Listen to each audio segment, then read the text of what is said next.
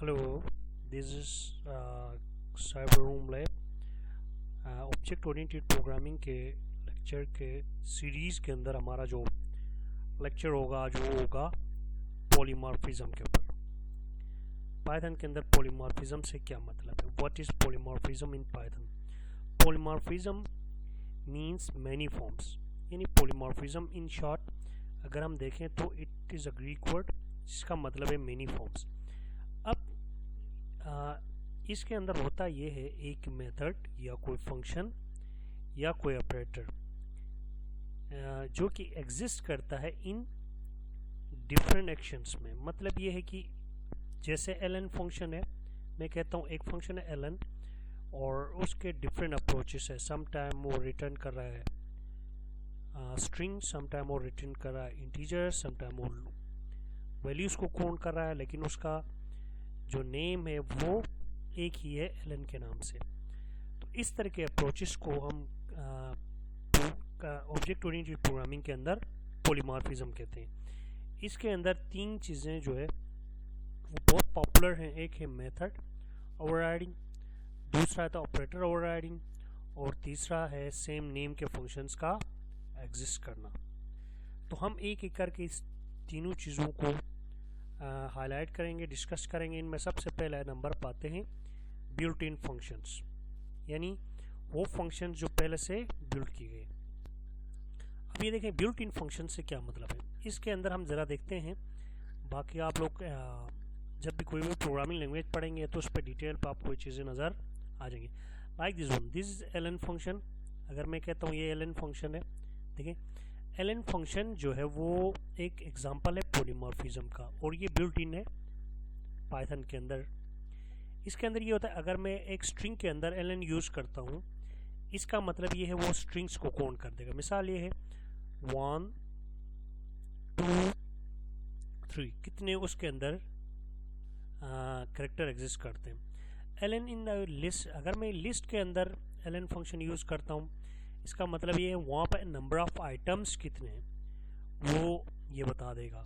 अगर हम टुपल्स के अंदर देखते हैं तो वो ये बता देगा कि इस टुपल के अंदर नंबर ऑफ एलिमेंट्स कितने हैं। तो हम कोड लैब के अंदर इसकी डेमोस्ट्रेशन करते हैं, मेरे साथ रहिएगा।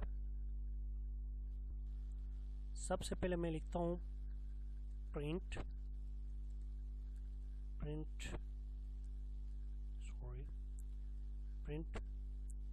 Elon hello. इसका मतलब ये देखें इसके अंदर कैरेक्टर्स कितने ये बता देगा 5। अब मैं कहता हूँ प्रिंट प्रिंट एलन। अब देखें इसके अंदर मैंने एक लिस्ट बनाई, तो ये लिस्ट के अंदर कितने एलिमेंट्स हैं ये बता देगा। तो ये कह रहा है इस लिस्ट के अंदर 3 एलिमेंट्स हैं। अब अगर मैं यहाँ पे कॉमे के बाद साइबर करता हूँ तो ये कहेगा 4 एलिमेंट्स हैं। इसके अंदर कितने एलिमेंट्स हैं देखें 4। और एक हम डिक्शनरी भी कर लेते हैं, प्रिंट एलन ऑफ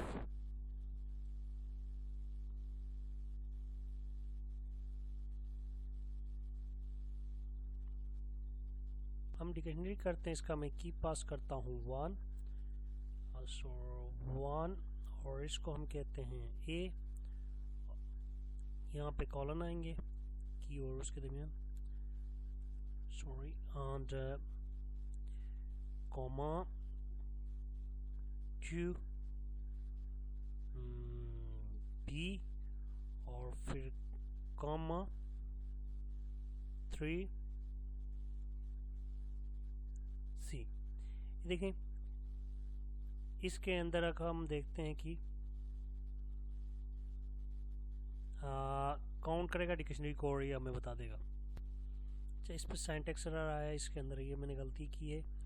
ये लिस्ट इस तरह से बनती है, सॉरी डिक्शनरी की कोडिंग इस तरह की होती है।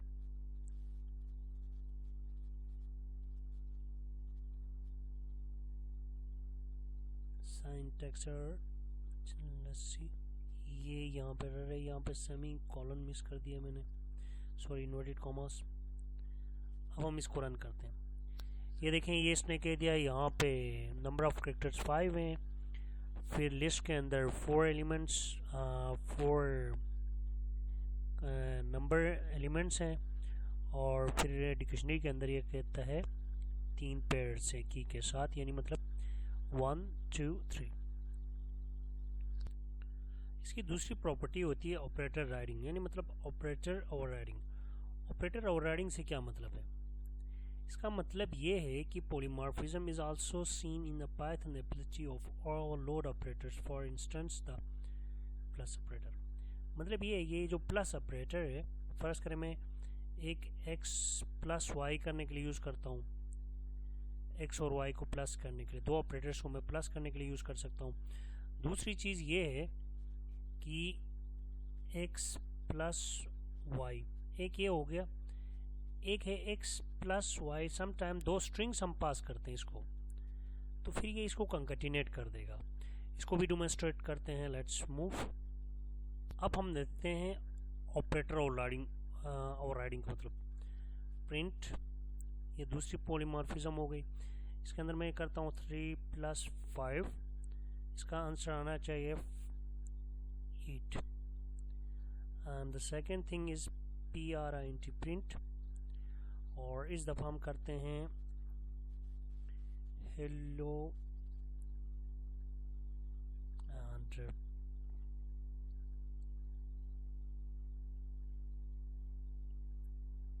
Plus WR default। ये देखें, इसने यहाँ पे कंकैटिनेट कर दिया और यहाँ पे इन दोनों को प्लस कर लिया। देखें, इसका मतलब ये होगा same operator use for different purposes, different functions, यानी मतलब इन दोनों के फंक्शंस यहाँ पे डिफरेंट है। दो चीज़ें हो गई, एक बिल्ट इन फंक्शंस के एग्जांपल से और दूसरा ऑपरेटर ओवरराइडिंग से। अब हम तीसरा देखते हैं फंक्शंस के हिसाब से। तीसरी प्रॉपर्टी है इसकी, या तीसरा मेथड ये स्टोरी ये है जिसके अंदर हम देखते हैं मेथड ओवरराइडिंग। मेथड ओवरराइडिंग का मतलब ये है कि एक क्लास, देखिए इसके अंदर साउंड के नाम से हमने एक फंक्शन बनाया। अब ये जो साउंड फंक्शन है ये यहाँ पे यूज़ हो रही है और इस क्लास पे भी यूज़ हो रही है, और दोनों क्लासेस जो है देखें और से क्लास, ये पेरेंट क्लास है और ये दोनों चाइल्ड क्लासेस हैं। दो चाइल्ड क्लासेस हैं और एक पेरेंट क्लास है। इस क्लास की ये जो मेथड है ये तीनों सेम है। देखें तो इसका मतलब ये same method exist but the functions are different. यहाँ पे साउंड रिटर्न हो रहा है वूफ, यहाँ पे म्याऊ, और यहाँ पे जो साउंड है वो सेल्फ, यानी मतलब ये है कि कोई भी साउंड यहाँ से प्रोड्यूस नहीं हो रहा। इसकी भी डेमोंस्ट्रेशन करते हैं, लेट्स मूव। सबसे पहले हम क्लास बनाते हैं, क्लास एनिमल, और इस क्लास के अंदर हम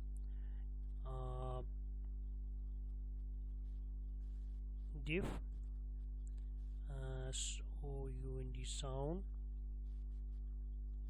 सॉरी ये इंटेंटेशन का इशू आ गया आई थिंक, हम इसको ज़रा प्रिंट करते हैं। साउंड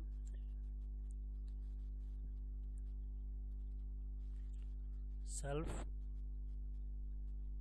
ये हमारा मेथड यहाँ से डिक्लेरेशन हो गया। मेथड की declaration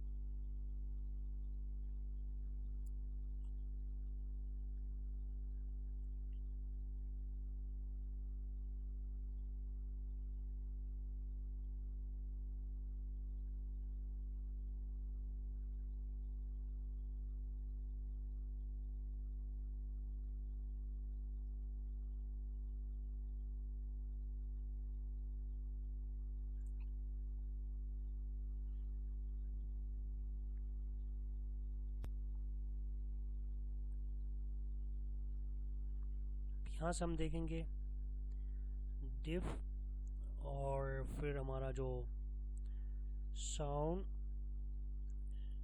SOUND sound of animal dot sound. अब हम ज़रा देखते हैं एनिमल क्लास का ऑब्जेक्ट एनिमल हो गया और डॉग क्लास का डॉग हो गया, कैट क्लास का कैट। साउंड ऑफ एनिमल, ये जो मेथड मैंने यहाँ पे जनरेट किया उसको पहले एनिमल पास होगा, फिर ये। अब हम ज़रा इसको रन करते हैं। जब आप रन करते हैं देन वी सी इसका रिजल्ट क्या आता है। ये देखें, some of generic sound wolf and meow, different sounds इसने जनरेट कर दिया। इसी को हम कहते हैं पॉलीमॉर्फिज्म। ये दिस अप्रोचेस, ये जो साउंड है ये सेम मेथड डिफरेंट पोजीशंस पे यूज हो, यानी पर्पस के लिए यूज हो रहा है। और चौथा एट्रीब्यूट इसका, यानी चौथा पॉलीमॉर्फिज्म का जो एग्जिस्टेंस है वो ये है कि Python support polymorphism through it's dynamic typing system duck typing means that the object's suitability is determined by the presence of certain methods and properties rather than the actual class or objects। अब इस दफ़ा हम actual class या object को पास किए बगैर जो object हम डिक्लेयर करेंगे उनकी सुटेबिलिटी के हिसाब से ये खुद उनको हैंडल करेगा। अब इसके अंदर डायनेमिक टाइपिंग होती है, प्रॉपर्टी प्रेजेंस हो जाती है और मेथड कंपैटिबिलिटी होती है।